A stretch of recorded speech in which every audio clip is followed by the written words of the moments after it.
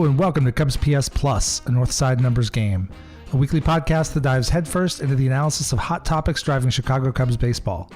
I'm your host, Mike Waller, a lifelong Cub fan, full-time baseball stat nerd, and sometime youth baseball coach.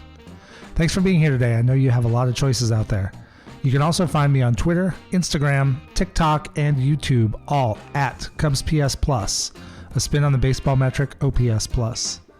If you can, please take 10 seconds and drop a rating or review on Apple, Spotify, Pandora, Stitcher, or wherever it is you get your podcasts. If you've done that, thank you. Maybe you could share an episode with a friend. Just a few seconds on your end can help me get better and help other Cub fans find the show. And a quick reminder before we get started. On April 1st, I launched a Patreon subscription program. Patreon members will get some added perks like discounts on podcast merch, a private Discord discussion group, bonus episodes, and the ability to submit questions for future interview guests. More to come on this, but for now, I'd love to know what you want to know about Cubs baseball. Welcome into episode 31. Today I talk a little about my hiatus from recording, which did include a quick trip to Chicago for opening day against the Brewers. And then I get into some of the thoughts and questions I've had watching the first 8 games of this season. Even though it's early and the sample sizes are very small, we are seeing what this team can be, how it's built, and where there are still gaps to fill and improvements to be made. How good can this Cubs team be? I'll get into my early season predictions at the end of the episode. Are you ready? I'm ready. Here we go. How are you? It is so good to be back in front of the microphone, and it's so good to have Cubs baseball back. Real Cubs baseball. What do you think of the first 8 games? Well, I want to thank you for sticking through my little hiatus from recording. We did have a family move, and that is always more complicated than I think it's going to be, even when I know how much moving sucks. But we're here. We're back. I'll be back on video hopefully next week. I'm having some problems with my equipment today, so I want to do this audio version, get an episode out there. So the Cubs are 4-4. We're through 8 games. Sample sizes are super small, and that's going to be the case for a while now. But we do start to see where things are. But, to start, let's go back to the beginning, opening day. And opening day is always a day for hopes and dreams. Every team can go 162-0. Everything is great. I was lucky enough to go to Wrigley Field. I was able to move, and then before we had even unpacked, be able to take a quick trip, one-day trip to Chicago to see the Cubs, get back into Wrigley Field, legendary, historic Wrigley Field. And it was beautiful. It was March 31st. It was cool, and it was really cold in the morning. But we got 50 degrees and sunshine opening day in Chicago. Can't complain about that. It was a great game. I was able to go with my brother, one of my best friends from my childhood, and a friend from here in Charlotte. We had a great time. It was great to get out in the crowd. Wrigleyville was hopping before, during, and after the game. We saw some good baseball. We got to see just how smooth Dansby Swanson is a shortstop. We got to see a couple double plays. We got to see Marcus Stroman pitch really, really well, and I'll talk more about Stro here in a little bit. But it was really fantastic. It was a special day. We were able to hit the bars out of Wrigleyville. We made it over to the Outpost to catch the Bleacher Bum Band after the game. It really was a fantastic day. And I think the best thing was everybody was happy. I mean, the Cubs won, so that was a big part of it. But it was just, it was excitement. It was real baseball. I didn't notice the pitch clock. I'm not going to talk a lot about that here, but I know there still is some continued angst. But, the game moves. It's kind of like when I go watch minor league baseball here in Charlotte. I go see AAA. The game just moves. It's got a pace to it. And I think we're all going to be fine with the pitch clock. But, that first start was great. After the game, I want to shout out to a random person on the red line. We were catching the red line at Addison Street to go out and get some deep dish. And somebody at the stop was looking at my friend's podcast hat, started asking about it, signed up on the spot. So shout out to a random new listener. So I'm happy to have you aboard. So what have we seen from the Cubs now in this time? Cubs are 4-4. They won opening day, got out quick. Probably could have maybe won the second game of the series against the Brewers. Justin Steele pitched really well in a 3-1 loss. Lost the rubber game. And then they went to Cincinnati. They lost the first game there, but then won 12-5 and then got rained out of the last game. And then the Cubs just won a series against the Rangers. So all in all, personally, I think this season is about starting the way I expected it to.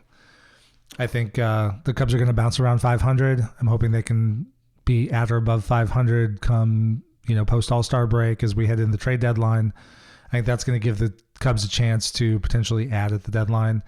Now, I don't know, depending on where this team is and where they sit in the division, I don't know that we'll see massive additions at the deadline, but I do hope the Cubs are in a position where they're at least not subtracting. They're not trading off everybody who's coming off the payroll next year. That would be awful to have to watch that again. And I think they're going to be better. I think they're going to be better and good enough that they don't have to do that this year. But so let's get into this. So what stands out so far? Now, as the season goes on, as I get back in the routine in my new digs here, I want to start recording a little bit more often. There's going to be a lot of baseball to talk about. We'll continue to have some interview guests as the season runs on. Maybe we'll do a couple episodes a week. I'm trying to figure out the cadence here. But,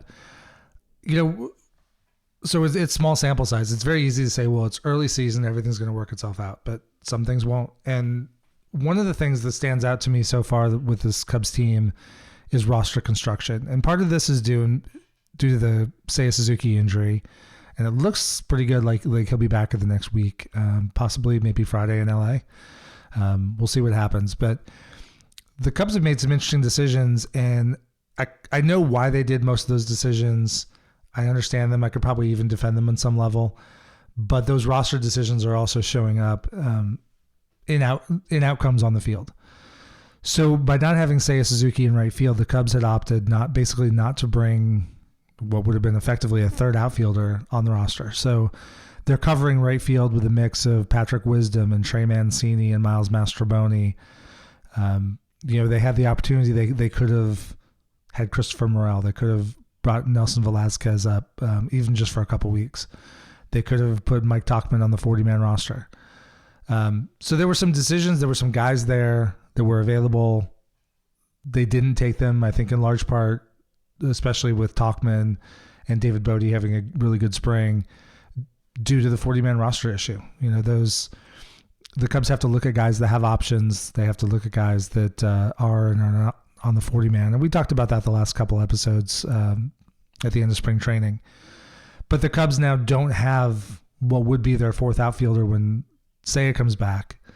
And it showed a little bit. I mean, they're arguably that game against the Brewers that the Cubs lost 3-1 in Justin Steele's start, arguably they're maybe holding the Brewers 2-1 run. Maybe that's a different game late if Miles Mastrobuoni can make that catch in right field. And I know a lot of people were angry at, he didn't dive, but he's not a natural right fielder, so you don't get those instincts. When you're naturally an infielder who can kind of play some patchwork outfield, that's nice versatility to have, but when you're starting the season and you just don't have a starting right fielder right now, that's where you lose. You lose some of that in the margins because he's not out there. He doesn't have a lot of familiarity, certainly with right field or Wrigley Field, which is very difficult. But just those instincts, when do I dive? When can I lay up? A natural outfielder is going to look at that, see the trajectory of the ball, know that even if they dive and miss, that ball's coming straight down. It's not going anywhere. So you can dive, miss, pick it up, get it back in the infield without major damage. That's different than, a line shot in the gap. If you lay out for it, miss it, that thing's rolling to the wall or down in the corner. The runners can run all day. So that's one of the decisions. And the other thing we've seen is this team it's been clear all through the offseason, the team is built on pitching and defense. They picked up Dansby Swanson and Cody Bellinger to nail down shortstop and center field, which allowed Nico Horner to shift over to second base, where we already knew he was outstanding. They went defense at catcher. And, they're kind of adequate at first base with Hosmer. He's a former Gold Glove winner. He's not what he used to be, but he's made some nice picks over there. They have third base has been a bit of a question mark. But what we're seeing now, and we've got Ian Happ in left field defending Gold Glove winner, is for this pitching and defense team, they're kind of almost giving up two defensive positions most every game because they're playing a lot of Nick Madrigal at third base. They're playing a lot of, all those guys in right field I talked about. None of them are great defensive right fielders. So that does set up some holes, some possibilities for runs to score that maybe a better defense would prevent. And we'll see where that goes during the season. So with the roster construction as it is, the Cubs are pretty well set in center field. It's pretty much Cody Bellinger every day, Ian Hampson left. We've got Dansby at shortstop, Nico at second, Eric Hosmer, Trey Mancini, maybe a little Patrick Wisdom are filling in at first base, which is not unexpected. Tucker Barnhart and Jan Gomes behind the plate. But third base has been a bit of an interesting situation. There's been a lot of Nick Madrigal over there. Patrick Wisdom has played over there. Edwin Rios has played a little bit over there. And it's interesting to watch. Nick Madrigal, I think, can play an adequate third base. I mean, he can make the basic plays. He does not have a big arm, so there are going to be some plays probably down the line that he can't make that other third baseman could make. And I guess my question as I watch that is, with what he gives you offensively, what does, is it worth it? If you've got a power hitting third baseman that's going to put up, a 115 OP or WRC plus, is going to hit 30 home runs, yeah, you'll give up a little defense for that.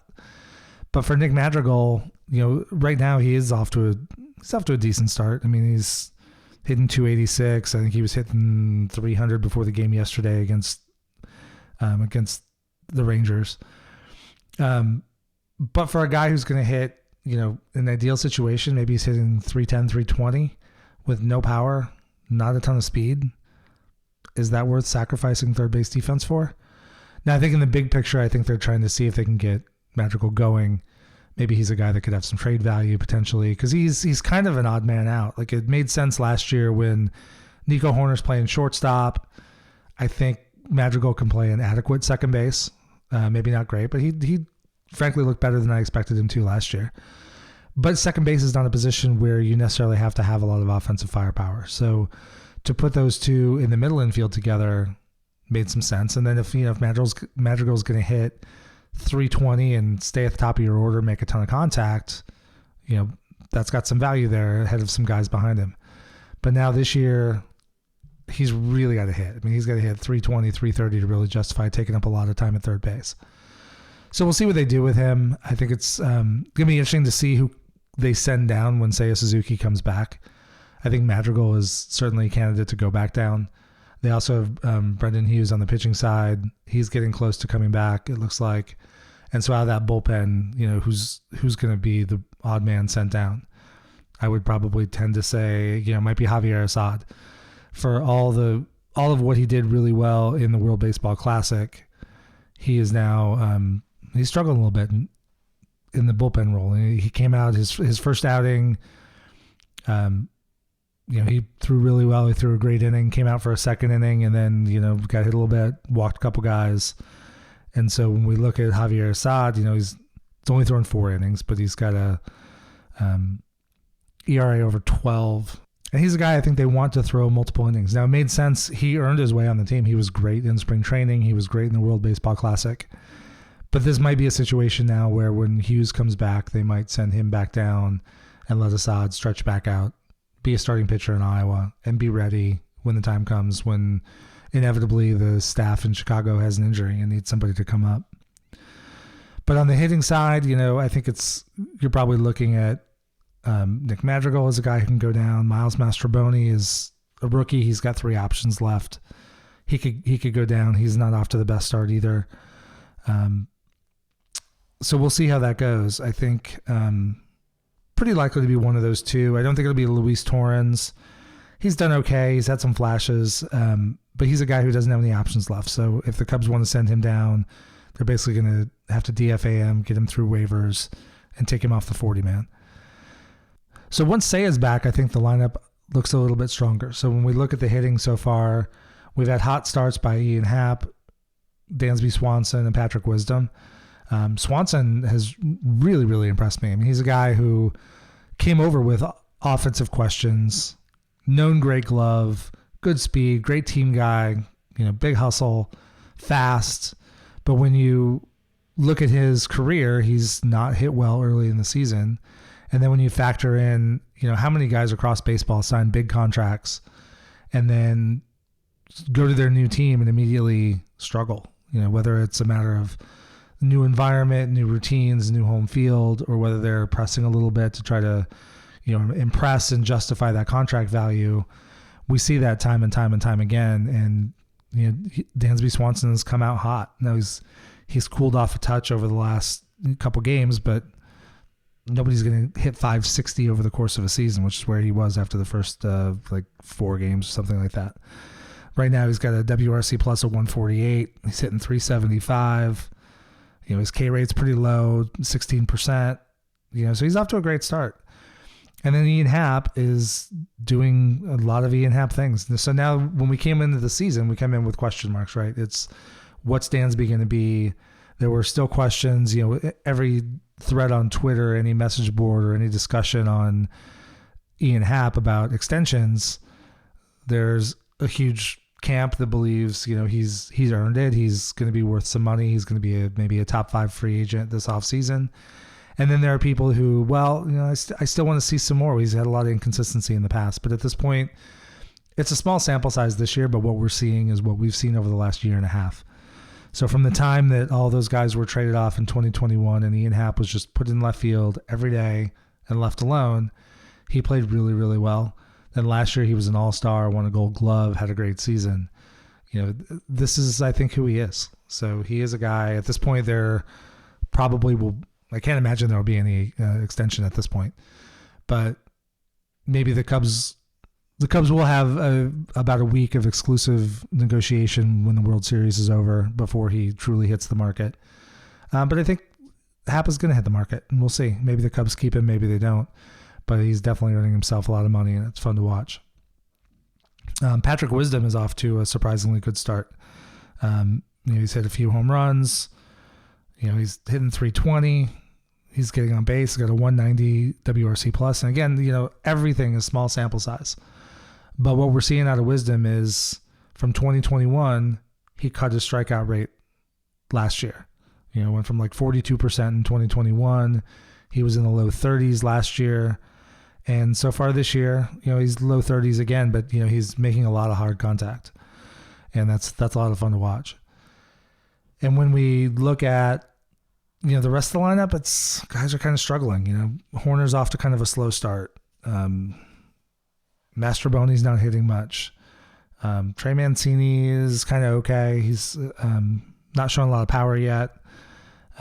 Again, I'll continue to say small sample size. I will also say that for some of those bigger hitters like Mancini, it's cold and it's in Chicago. So far they've played a pretty warm series in Cincinnati, but they've played most of their, basically the rest of their games have all been in Wrigley Field. And Wrigley Field in April is not a great place to hit. So some of these numbers will naturally come up, and I'm not freaking out because Trey Mancini isn't hitting for a lot of power yet.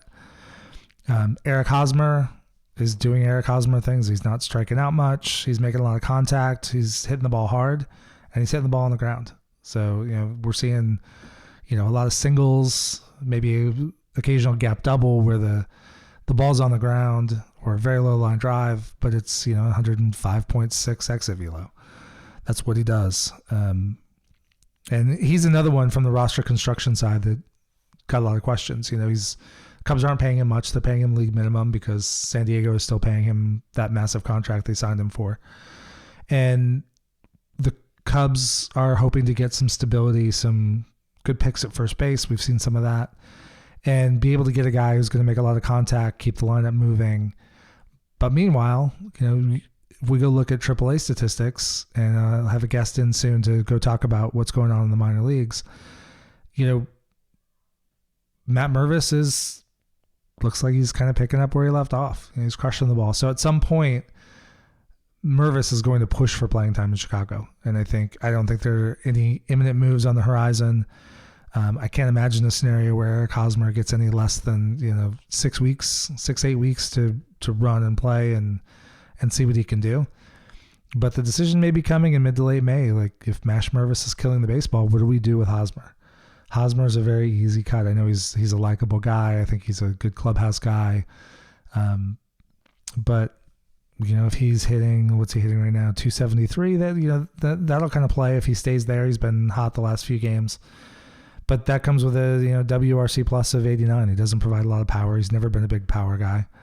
He does hit the ball hard. He'll make a lot of contact, and he'll ground into a good number of double plays. That's how it works. So we'll have to see when Seiya comes back. What do they do with that roster spot?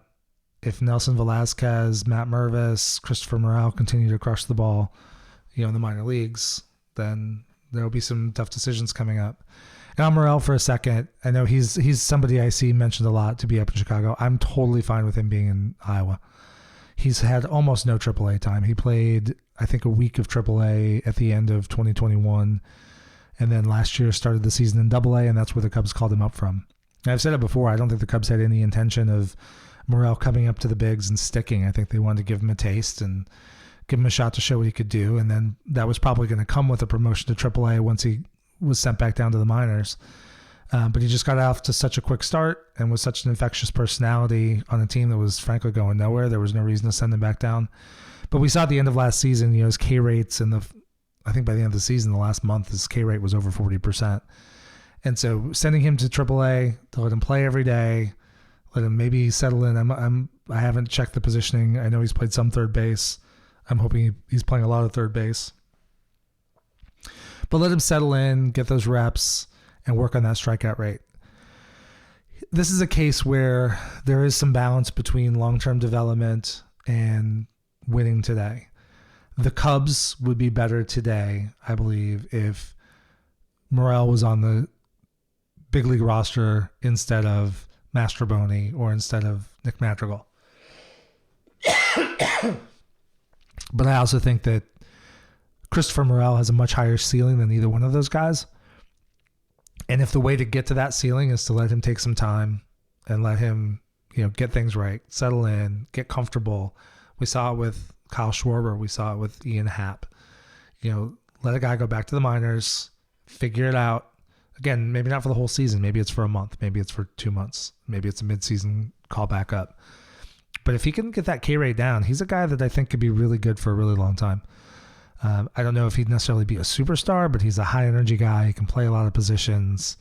He has a lot of pop. And I think the Cubs are correctly, in this case, taking the long-term view that let's get Christopher Morel what Christopher Morel needs versus what Chicago needs right now. I think the Cubs can cover those bases. I think it's better for Morel to be playing in Iowa every day than to be on the bench in Chicago starting 2-3 times a week. Nelson Velasquez is probably down for very similar reasons. He didn't get a lot of play in Chicago, but back to the roster construction questions, it's interesting to me that he was up for so much of last season. I think he came up May or June. I can't remember for sure. I don't have it in front of me. But he came up and then he stuck for the rest of the season, even though he wasn't necessarily always playing a lot. And he probably would have been better served last year to have been down in Iowa, getting regular bats, playing every day, showing off that power.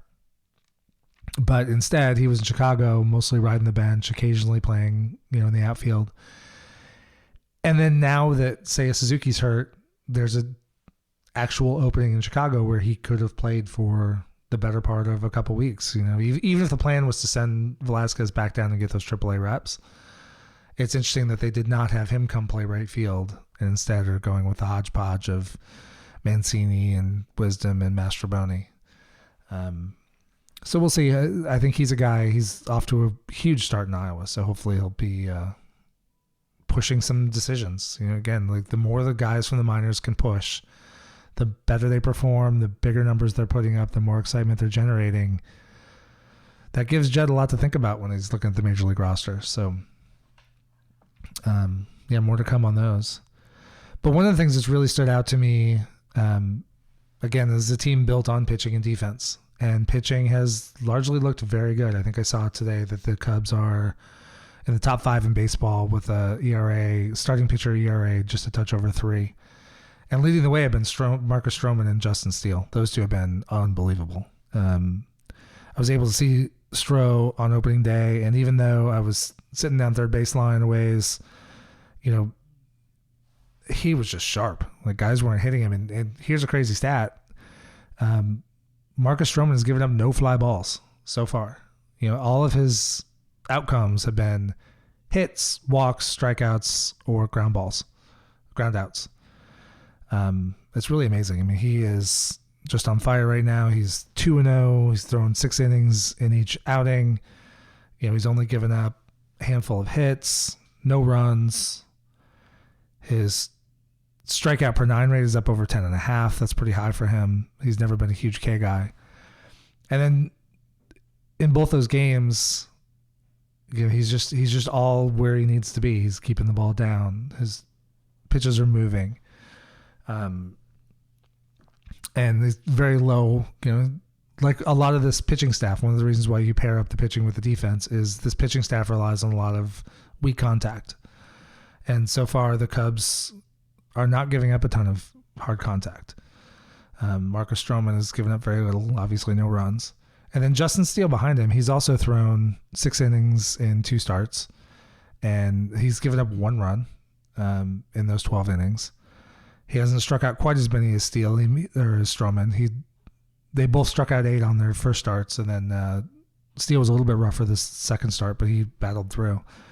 One thing that stands out to me with Justin Steele, if you go to Baseball Savant, you can look at his 3D visualization of his pitches. And last year when he really took off, he was starting to throw righties in more. And one of the things, Tommy Hotovy was interviewed on a couple different podcasts. I think CHGO was one of them. And he was talking about Justin Steele. One of the big changes was changing what he was targeting. And by doing so, he was able to make better misses. And, a pitcher doesn't hit their spot every time. But he started working right-handers inside a lot more often and lefties away. And one of the things that does then is if he's facing a right-hander who might be a little bit dangerous, if he's missing and he's aiming in and he's aiming up, he's going to miss up and in. That's a really hard pitch to hit. And when it's, get that cut right fastball, it's coming in your hands. So even if he's not quite hitting his spots, he's still breaking some barrels. He's still having guys pop balls up, beat them into the ground. And one thing that stands out to me when I look at that 3D image is if you visualize it, as 4 quadrants, up and into a righty, up and into a lefty, down and into a righty, and down and into a lefty. That down and into a lefty or down and away to a right-hander is the quadrant where a guy like Steele can get burned. Because if he's throwing there and he misses, he's suddenly missing middle, and that's something that's riding right into the batter's power stroke. But that quadrant is very, very light. Very few of his pitches have been in that zone. That tells me he is hitting his spots. He's keeping the ball up to lefties, and he's keeping the ball in on right-handers, which is great to see. I mean, and the results speak for themselves. I mean, he's, according to Fangraphs, he's given up no barrels yet this year. A barrel is measured by, a guy hitting it off the screws. Basically, you hit it on the barrel of the bat, and you crush the ball. And he's one of the best in baseball, top 5, I think, right now in weak contact. And so those two are just killing at the top of the rotation. So between the two of them, they're 3-0 with a combined ERA under 1. And then you get to Jameson Taillon, and so he's 0-2. And I know some people are getting a little bit angsty about Jameson Taillon. I'm not super worried at this point. I mean, I do wish he was pitching better, obviously. But when you really look at the results and get into some of the numbers, he's not giving up a lot of hard contact. He is giving up contact. He's not striking out a lot of guys, but that's not what he does. He doesn't walk guys. He's walks 2 guys per 9 innings, and he's thrown 9 innings. He's walked 2 guys. And that's what he did in spring training. Spring training, I don't think he actually walked a guy unless he did in his last start.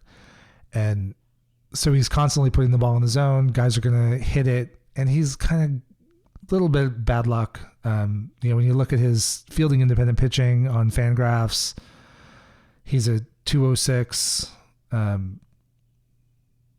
His ERA is 6, but his expected ERA is 3.03. So with some of those weak contacts, some of those bloops, he's catching a little bit of bad luck. That kind of stuff happens, and it's going to even itself out over time. So Jameson Taillon is one where I would look and say, small sample size. He's doing a lot of the things we want him to be doing. He's keeping the ball in the zone. He's not giving up a lot of hard contact, and that is going to play over the course of a season. Now, when I look at Stroman and Steele, obviously there's still a component of small sample size in there too. But there I look at the trends. Right now Justin Steele is picking up where he left off last season before his last injury. I mean, he is pitching really, really well, and I think we're starting to see that he's not always going to be this good. He's not going to give up, 1 run in 12 innings on every pair of starts. At some point he'll get knocked around a little bit, but that is, I think, who he is. And Marcus Stroman has a whole career where if he's healthy, he's, keeping the ball down, he's getting a lot of weak contact, and that is just Marcus Stroman doing Marcus Stroman things. So I don't think Stroman and Steele are quite as small sample sizey. I'll say Steele to an extent, just because he has not had an extended run of success yet in the major leagues. But this is playing so much like it was last year when he was doing so well in the second half of the season. Move down past Tyone, Drew Smyly had a rough first outing. He's going to pitch tonight against the Mariners. We'll see how he goes. Drew Smyly is a guy I've got confidence in. I'm not super worried, but he's older. He's had a lot of injury issues over the course of his career. He's probably not a guy I would expect to be able to make 30 starts this year, and he's your number 4 starter. So the Cubs will have to watch. Drew Smyly might be a guy that, at some point, if one of the guys in AAA is really tearing it up, if Assad goes down there and is just tearing it up and stuff, and Smyly continues to struggle, Smyly might wind up back in the bullpen, and one of those guys from Iowa might come up. But when I look around at everything else, I mean, the bullpen's been pretty solid so far. Adbert Alzolay has looked really good. Mark Leiter Jr. is basically serving as the lefty in the bullpen. With Hughes out, the Cubs don't have a lefty in the bullpen, but Leiter typically pitches to reverse splits. So, Leiter Jr. has thrown 3 innings. He's got 5 strikeouts, hasn't given up a run. He's been reliable. Boxberger's look good. So the bullpen's looking good. And then the last starter I'll talk about is Hayden Wesneski. He had a great spring training and totally won the starting job. And he was a little rough in his first outing, but I have to assume he was probably a little extra overamped. And guys just have bad days sometimes. So I'm not worried about him, but it'll be interesting to watch and see how he comes back in his next start. Hopefully on Tuesday. See if he can get back to throwing more like he was in spring training. If not, maybe he goes back to Iowa for a little bit, but I'm confident. I've thought he deserved that job. I think by the end of the season, he is going to be more than their number 5 starter. So I'm excited to see what he can do. So overall, we talked about some of the hitters already, but the Cubs are scoring over 5 runs a game. But one of the trends we see is something we've seen for a couple of years now. The Cubs still have a lot of boom and bust. They'll win 12-5 and they'll lose 3-1. Some of that is just baseball, but the Cubs do seem to do that a lot. But again, if the Cubs can score more than 4 runs over the past several years, if the Cubs score more than 4 runs, they have an excellent record. If the Cubs are scoring 4.5 to 5 runs a game, that's a really good place for them to be. With this pitching staff, that's going to win a lot of baseball games.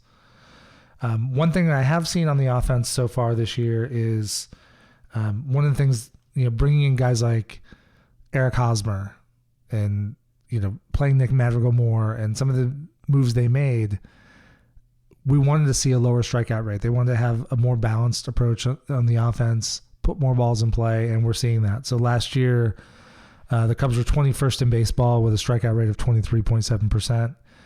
This year, again, small sample size, but the Cubs offense is currently 11th in K rate at, 21.4%. So they are making more contact. They are putting the ball in play. And the Cubs I have seen several innings so far this year where they're stringing together hit after hit after hit, and maybe a ground ball brings in a run, a sac fly, and just keep things moving. And we're seeing that play. I think this offense is what it was built to be. This is not a powerful offense. Last year they were 18th in isolated power. This year they're currently 27th, but small sample size, and you're playing all your games in cold weather at Wrigley Field so far, that's going to balance out over time and raise back up. Now, they will not be a high-powered team unless they change the makeup of the roster, though. If 6 weeks from now we have Christopher Morel, Nelson Velasquez, Matt Mervis, and some of those guys now playing more often, then all of a sudden, your power is going to go up. But right now, they're going to have to look to Hap and Wisdom and Seiya when he comes back, Yeah, that's the other thing. So the isolate power is down, but say Suzuki is one, maybe arguably their most powerful hitter, at least the side of Patrick Wisdom, and he hasn't played yet. So, they're not going to have a lot of power, but hopefully that K rate stays down a little bit and they can continue to put things in play. Right now they are 14th in WRC plus with the same 98 they had last year, which put them 20th in baseball. So a small sample size for those metrics, it's going to fluctuate, but on the whole, I do like what I've seen. I like seeing the ball put in play more. I've not noticed, I'll have to dig into some numbers at some point. I haven't seen good analysis of it yet, but as the sample size gets bigger, see what the lack of a shift does. There have been a few balls I've seen that would have been outs with the shift. But so far it's not eye-popping. The defensively they've been pretty sound, but again, like I opened the podcast with, they're giving away defense at a couple positions every single day.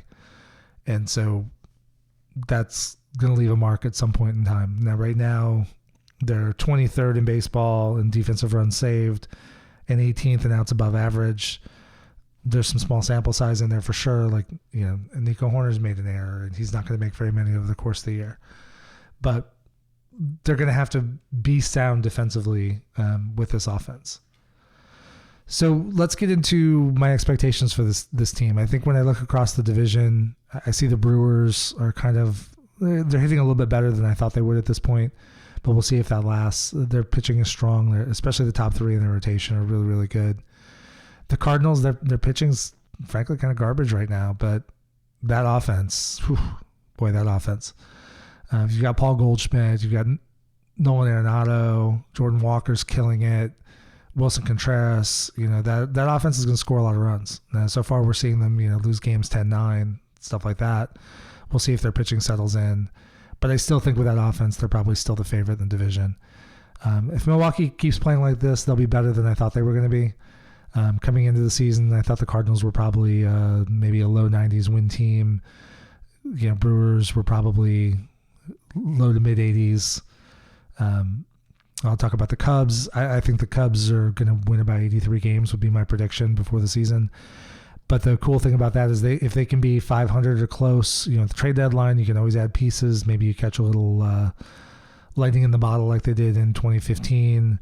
And when you look at across the roster, some of the variance guys, is Hayden Wesneski going to be an above average major league starter this year? If he is, that makes the Cubs better. Is, Cody Bellinger going to come back and hit like he did in 2019? Now, early returns so far are not great.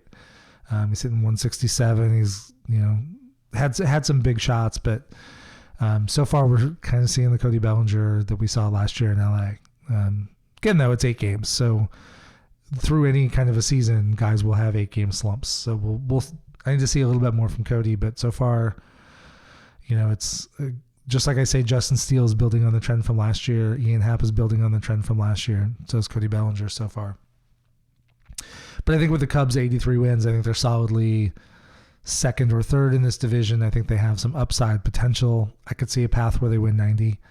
I could see them contending for the wild card. I could see them, if the Cardinals slip and their pitching does struggle, if they don't win those 90 games, some of those games are going to go other places, and that's going to be to the Brewers and the Cubs. And so if the Cubs can pick up some of that ground, maybe they get more upper 80s and be competing for the division, certainly be competing for that third wild card spot. And the most exciting thing I can say about the season is I want to see meaningful baseball in mid to late September. If we get that, I'm going to be, we'll see what I say then, but I think if we get that, I will be on the whole satisfied with this season and satisfied with the progress they've made. Then they're in a position where good young talent is starting to come up to the bigs. They're going to have an opportunity next year to make a splash and spend a lot of money in free agency. They're going to have a lot of options next off season. So show us that you're going to win this year. Show us that you're doing what you can to win. Don't float in. The worst case scenario for this team would be to really struggle in the first half, and the first half schedule is difficult. We'll continue to talk about that. But if they are struggling by the All-Star break, if they are limping into the trade deadline and suddenly they're trading Ian Happ and they're trading whoever from those guys is performing well, again, it's a rebuild, and would be more infusion of young talent in return. But I think we're all tired of that. I think we want to see competitive baseball. I want to see meaningful baseball in September.